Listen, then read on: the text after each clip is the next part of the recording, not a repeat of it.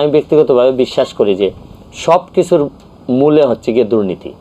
আমাদের দেশটা কোনোভাবেই আগাবে না যদি দুর্নীতি আপনি নিয়ন্ত্রণ করতে না পারেন। দেশের সার্বিক উন্নয়ন, সমস্যা ও সম্ভাবনার চিত্র তুলে ধরতে আমাদের নিয়মিত অনুষ্ঠান উন্নয়নে বাংলাদেশ।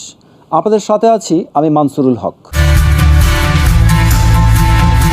আমাদের আজকের অতিথি হবিগঞ্জ ৪ আসনের সংসদ সদস্য ব্যারিস্টার সৈয়দ সায়েদুল হক সুমন। আমাদের অনুষ্ঠানে আপনাকে স্বাগত। ধন্যবাদ, থ্যাংক ইউ। আপনি নির্বাচিত হওয়ার পর প্রথমেই বলেছিলেন যে সাধারণ মানুষের পক্ষে কথা বলবেন, দুর্নীতির বিরুদ্ধে কথা বলবেন, নিপীড়িত মানুষের পক্ষে কথা বলবেন।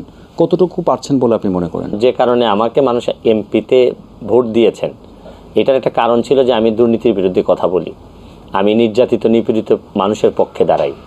তো আমার কিন্তু এতে খুব একটা ব্যত্যয় হয়নি, কারণ সম্পদ বানানোর নেশা যদি আপনার না থাকে তাইলে কিন্তু ওইগুলো অত কঠিন কাজ না। আর এটা হচ্ছে গিয়ে ভয়।